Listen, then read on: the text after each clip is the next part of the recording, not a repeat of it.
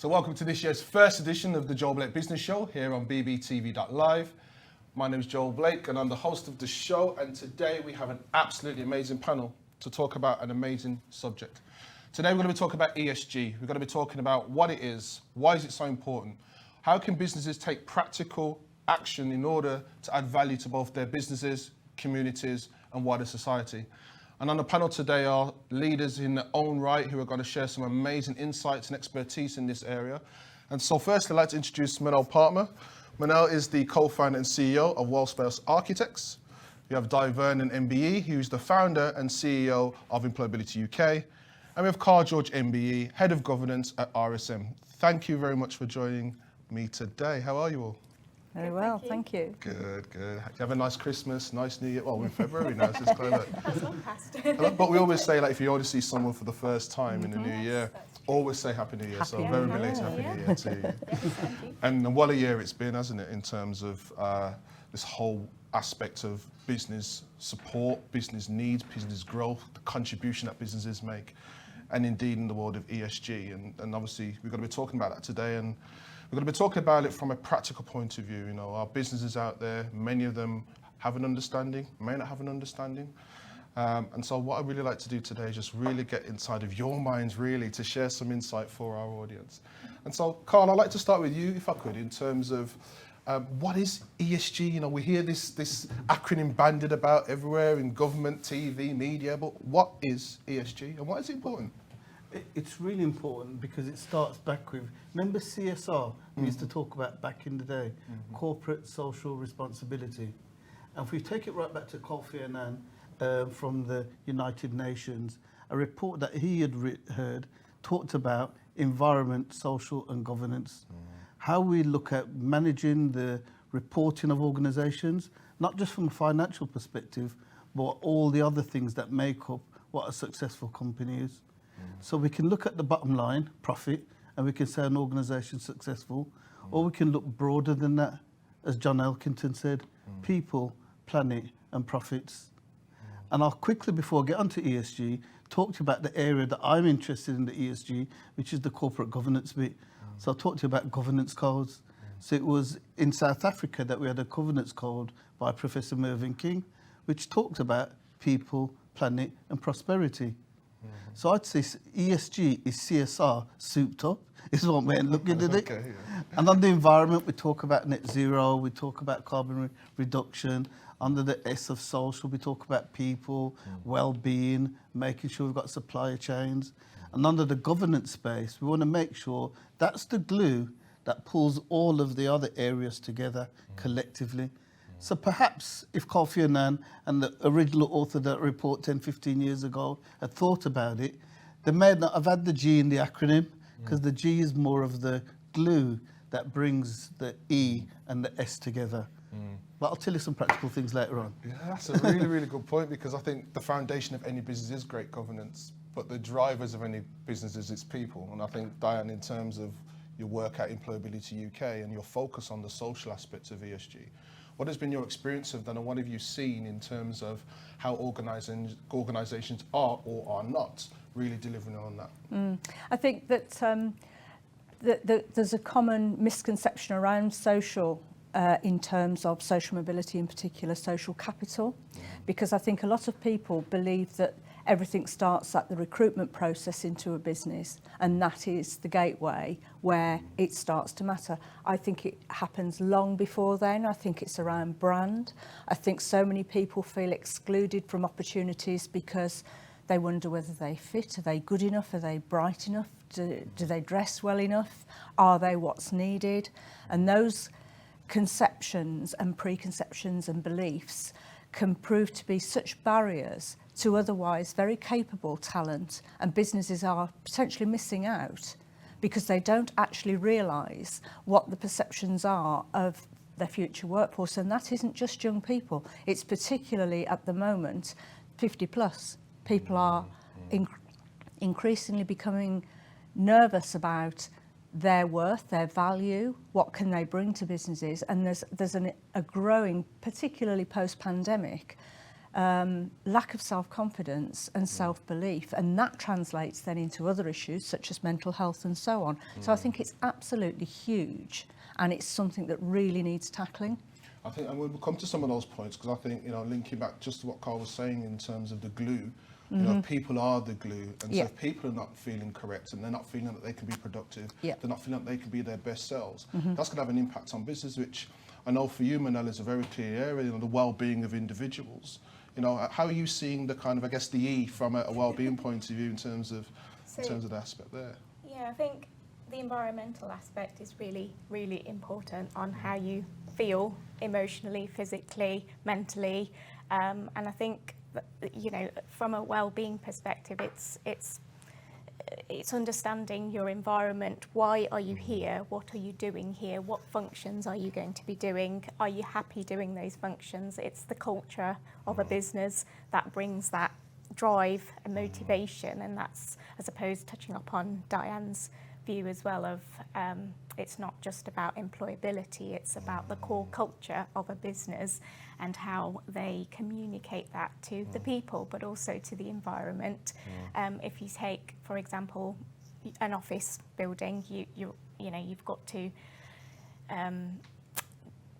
be able to communicate in that. Office buildings have changed since the pandemic, how we use them, why are we going into the office, why are we not just working from home, and also that element of, yes, we've got hybrid working now, and obviously that has a good impact on CO2 and emissions, but how does that really impact people? Because, you know, if you're working from home, it can be quite isolating.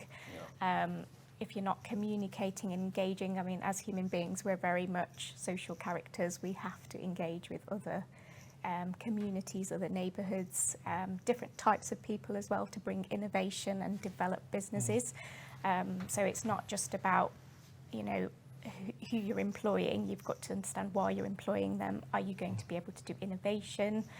And from an environmental aspect, if you're designing an office building, as I might be doing, whether that's a large corporate building or whether that's for SME businesses such as ourselves, the core element to understanding that is, why are we doing this?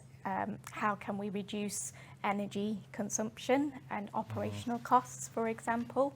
So there's three main elements that we look at when we do the And I'm going to ask you to hold on that, because I want to come to that. And the reason why I'd like to hold you on that, because you mentioned something which is really, really important. I think is a clear strand all the way through, and that's the culture. You know, the culture of the organisation, the culture of the people, and how good governance actually creates a positive culture. I mean, what are your views on culture generally in terms of business at the moment? You know, we're in challenging times for businesses, and it's often difficult to keep that culture. You know, you talked about hybrid, you talked about people coming together, you talked about, you know, older workers versus younger workers, and you've talked about good governance that brings it all together. But what are we seeing in terms of the culture of Birmingham at the moment, in terms of the business community, and, you know, what's any of your views on that? I don't mind starting on from a governance perspective. When I talk about culture, we say to people, do as I say and not as I do. And I always say this to people: if you've got children, does that work? and Bob Garrett's book says the fish rots from the head. It's not a fishing book. It's a book about corporate governance. And the reason I mention that, because I think the culture comes from the leadership. Whenever I go into an organisation to determine what culture is going to be like, I really want to understand what's happening in the boardroom, what's happening in the leadership.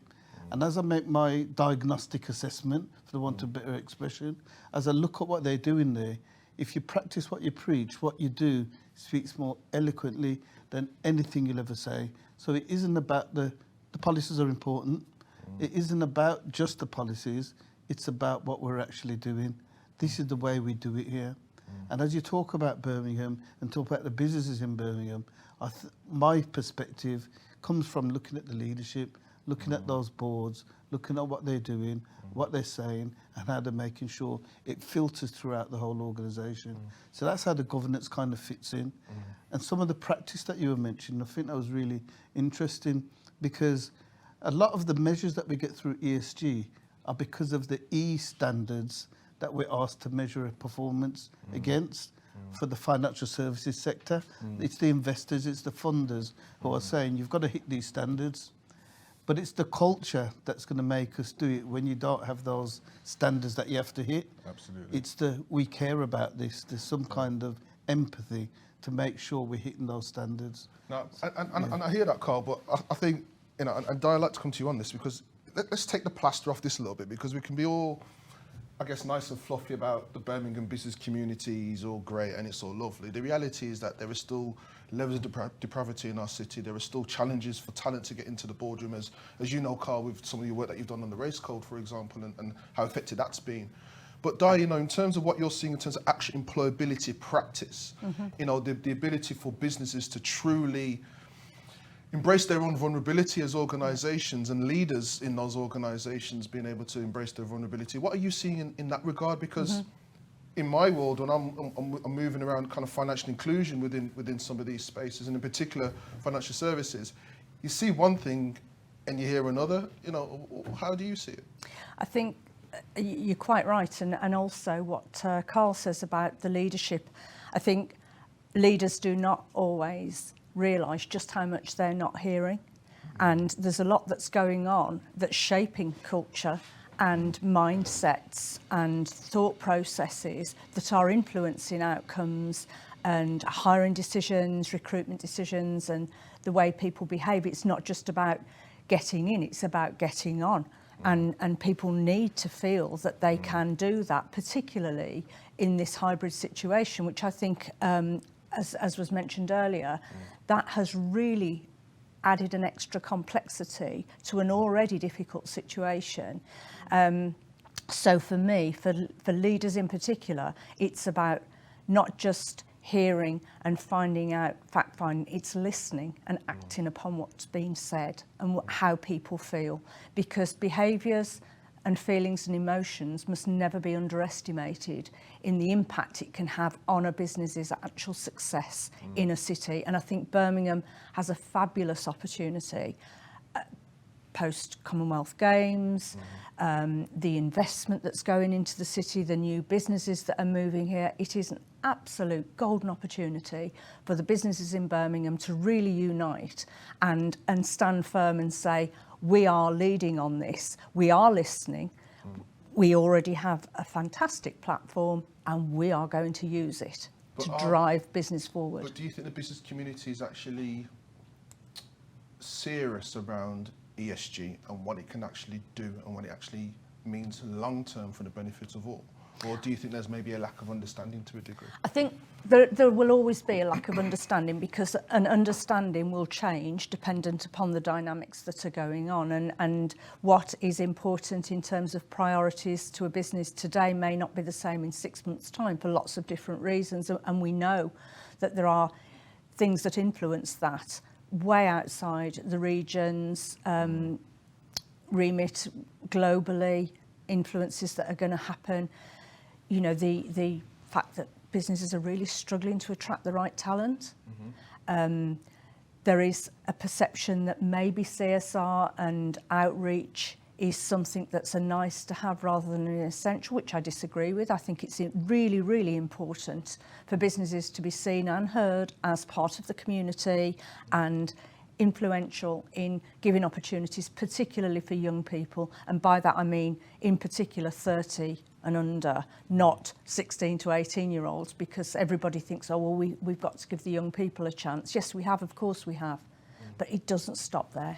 Which is a really good point, actually, and if I can come to you, Minal, in terms of that kind of age gap, or age group, I should say, sorry, and the potential gaps in businesses because they're not attracting the right talent in that age group. How is the hybrid world of work affecting the ability to support that particular age group of 30 and under? Well, I think we all learn from each other, and if we're not in an environment where we're connected, we're not supporting young people effectively, so they're not able to learn, able to get that right level of experience to be able to function in that job role, for example, or that environment that they need to be developed for. So it's, I think, that connection between environment and people is really, really important. It's the key aspect. Isolation is a big element in society, especially with young people with anxiety and depression, and being able to be supported with that, whether that's at work or whether that's at home, is empowering them, being able to develop, to learn skills that they need, because just from our own experiences as a young architectural practice, we equally find there is a gap between support that's needed after you're graduated from university all the way through to getting that experience. We can't find the right talent ourselves, but that's not because we haven't got the culture in. We need to be able to support those young people effectively, and have the right resources in a business as well. And sometimes, again, investment and cost can be a barrier to that, but it's looking at it proactively and saying, well, what are we going to, if we invest in this, what are we going to get out of this in the future? Yeah, I think what I'm hearing loud and clear is this importance of people time and time again. It's the right people in the right way. It's about being able to get them at grassroots right through and having a real clear pattern of support for them in order to become leaders in the organisation. But I still feel there's a lot of work that still needs to be done. And I guess, Karl, in your work that you've done around the race code, I guess you might have seen that too in terms of diverse leadership within the boardroom, within the executive teams, senior management teams. I mean, what are your views on the need for more diverse leadership itself in the city, but maybe outside as well? Yeah, and just before I tackle that directly, just following on from our conversation earlier, I think depending on the size of business, depending on where they are, the strategy that they have to implement some of these practices and how to make it practical. And I say that the first level is this compliance stroke legal compliance. So Equality Act or modern slavery or whatever the legislation might be, organisations will first try and make sure we're hitting that particular standard. They'll move past legal, in my opinion, into this is the right thing or moral thing to do. So organisations might start to say, actually, we're doing this because this makes us feel better. Where we are, or where we should be, however, is not legal. It's not nice to do. This is about competitiveness. This is about getting the best people. This is about talent management. This is about making sure we are the best we can be. So when we understand the journey that organisations are on, and sometimes it isn't about the compliance, because we should have done that by now, and it isn't about moral or nice thing to do, or tokenism. This is really about getting the best people. So if I take that as the background to the work I do in leadership, when I see underrepresentation in the boardroom and senior leadership team, whether it be age, we talked about age, whether it be gender, and now I look at ethnicity, cognitive diversity and social mobility. And what we see in the boardroom is a group of people who are very similar in age, in experience, in background. And if we don't tackle that diversity in the leadership across the private, the public and the voluntary sector, we will get groupthink. We will get things doing, not working outside of the box and outside of your comfort zone. And we won't get the best talent. So that's really where I wanted to make sure we're thinking about. Yeah, and that's a really good point. I think that word competitiveness, I think it's often, used and thrown around in our city a lot of the time, but I think you've absolutely hit the nail on the head. It's not, ESG is not about compliance alone.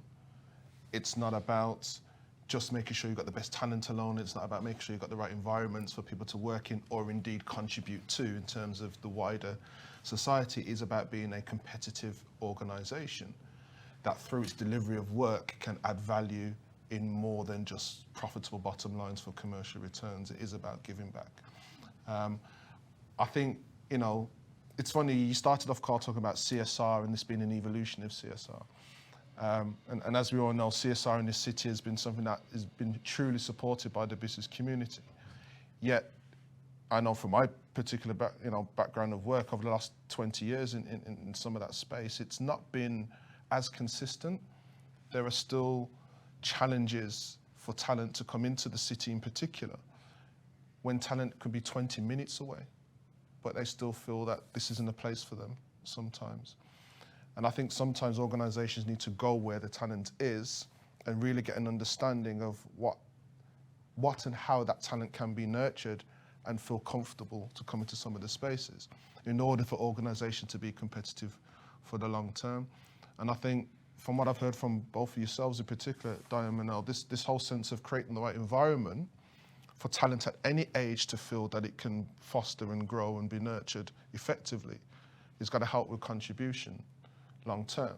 But you also need a great level of governance and policies and systems and process and culture, which ought to be a given, should it not? Yeah, it should be a holistic approach to, it's not this or this or this, it's all together. And I think businesses need to start looking at it in a holistic way to say, this is the core of my business, or this is the importance of why I am in existence as a small SME, or whether that's a corporate. Obviously, it's harder and more challenging to change culture in a larger institution than it is from, say, a small business. There's more adaptability there, but you've got to start somewhere. And like Diane mentioned as well, the listening to people of varied cultural backgrounds, varied disciplines, varied types of people will allow you to innovate and bring that new way of thinking forward as the mainstream, because that's what needs to happen. Isn't it interesting that, this whole concept of EDI and diversity and inclusion seems to really be sitting at the heart of what ESG really means? Yeah. When you think about kind of diversity in all its forms, ESG, again, I'd take on board what you said, Karl, as an evolution of CSR, but ESG is almost the new way of being diverse, but not from a tokenistic greenwashing point of view, but more from a viewpoint that it actually makes absolute business sense and people sense and societal sense to be as diverse as you can, to embrace diversity as much as possible, but more importantly, take action on the back of that. Yeah. And I think one of the things that I see, again, particularly from my technology space of work, is innovation is coming into this space more and more, but the innovation is being created and designed by the very people who created, as you said earlier, Karl, this idea of groupthink and biases. So the innovation itself is not in itself changing anything. Well, is that even innovation? We've got to question ourselves, don't we, really? Exactly. And I guess, Karl, just come back to yourself again. I mean, surely, I know within your work at RSM, you talk a lot with your clients around technology and kind of the next wave of, technology innovations. How are you seeing that from an ESG point of view in terms of how you support other organisations? And then, Dia, maybe come to you in terms of how you're seeing technology help in the next generation of talent coming through as well. But Karl, if I can come to you first. And this will probably date when this is being aired, because we talk about Chat GPT, and the technology that's out there is just amazing. I asked it, what do you know about corporate governance? And it said, this is what I know about the key issues up to 2021, because that's all it knew. Obviously, we know a bit more because I've been talking about it after 2021. And then you can go a little bit deeper to then say, well, if those are the key issues, why? And you can have, with a artificial intelligence platform, a really good discussion about the things that should be coming up in the boardroom. Is that scary though? It is. Technology itself is telling you. I remember years ago, there was the world's first robot citizen, Sophia, in Saudi Arabia. And I see us being able to use technology, not to give us the answer, because it's holding the whole internet, but we use that technology to have greater discussions amongst ourselves. An enabler. And an enabler, as you said, to make sure we're getting things right and making sure we can get to the data. Because within minutes of me asking, it's already put in the answer. So we can use that technology on demand. And this fourth industrial revolution, this Professor Klaus Schwab from the World Economic Forum says the Internet of Things is changing the way the world's going to work. And I think it's even the intelligence of things. So it's not just the internet connecting things, but it's those things can think and then connect to each other. And then we've got a whole new world to look forward to, which is an opportunity, which is exciting. And this is what I think we should be thinking about in this space. Absolutely. Where it's an opportunity, bringing people in.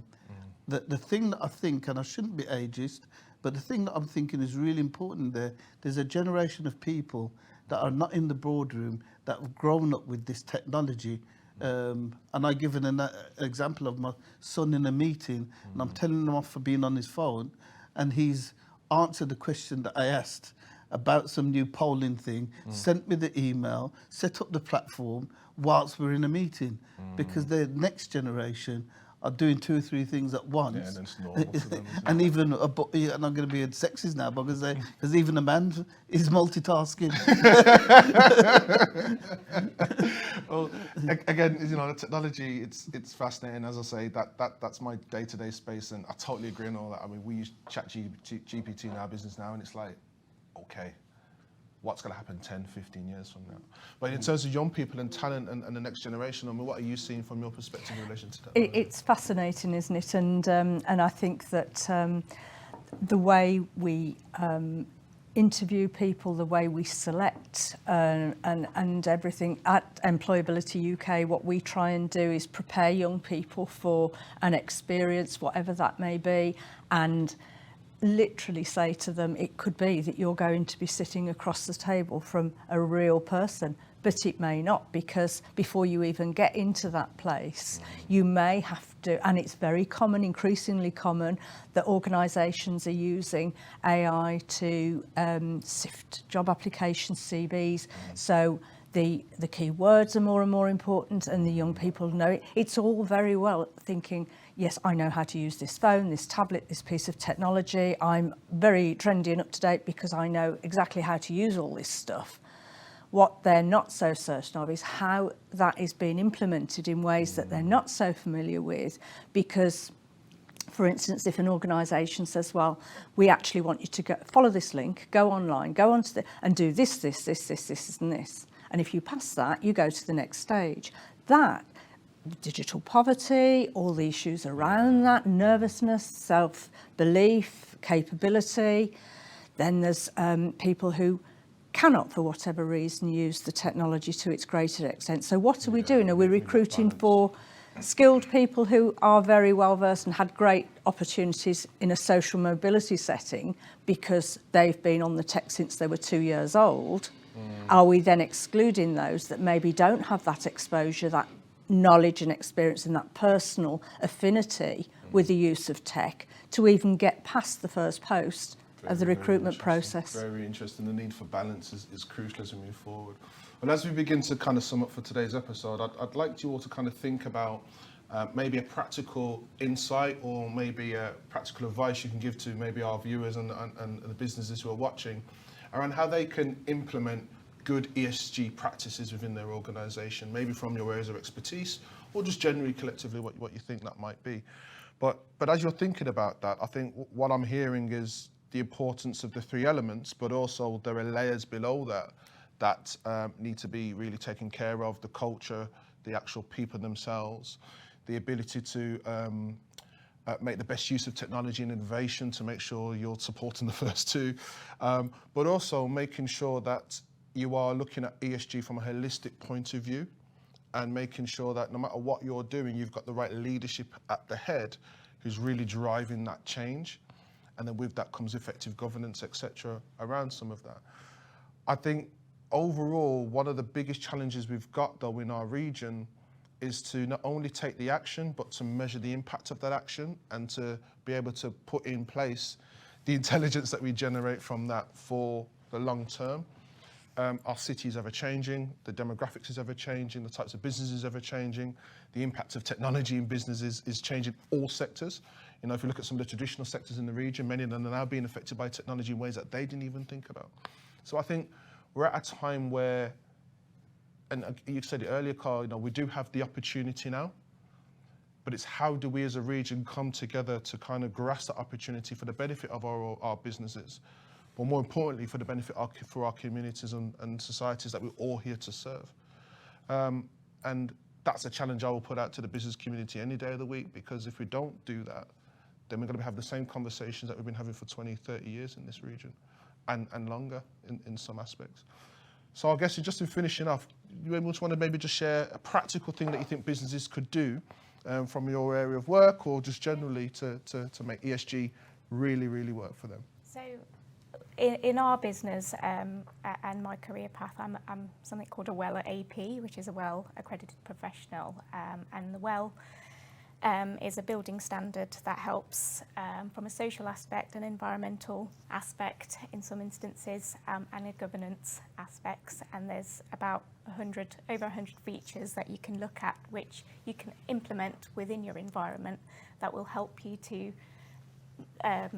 lead on culture. It will help you to proactively measure the implementation that you're putting in, and it will help you to recruit the right talent, help with productivity and motivation, and that's the core element of a business that we should be trying to measure. How are we doing, as well as putting these tick box things into place, but how is this helping us? And you know, there's research out there and there's case studies out there that help to look at the ROI against these implementations, and businesses are being more sturdy, more empowered by the fact that these processes and elements are being put into place. So I would say that is a starting point, perhaps, to start looking at where to begin and helping these businesses to then progress and develop a culture. Yeah. Yeah,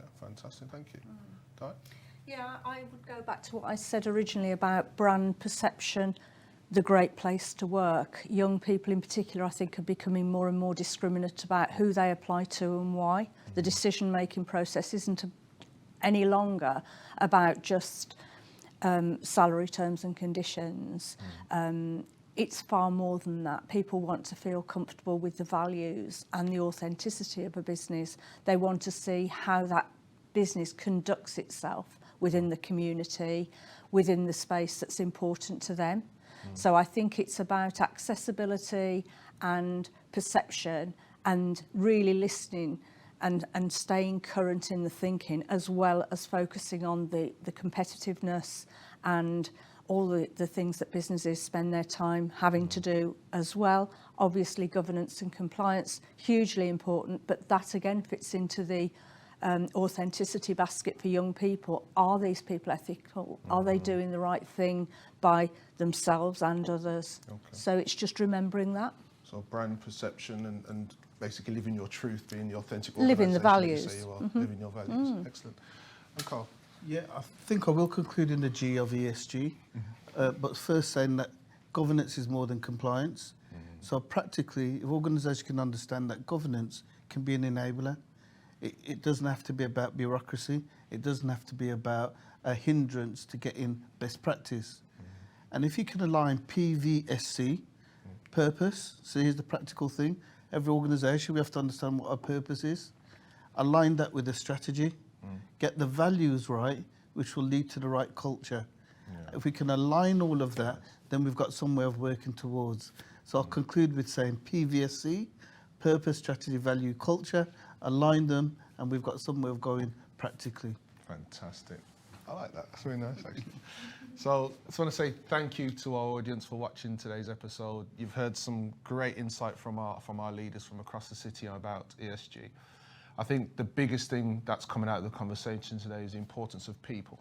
We sometimes can get so sucked into the day-to-day challenges of running a business that we actually forget about the environment, the culture, the support, the enablement for our people to become the best that they can be.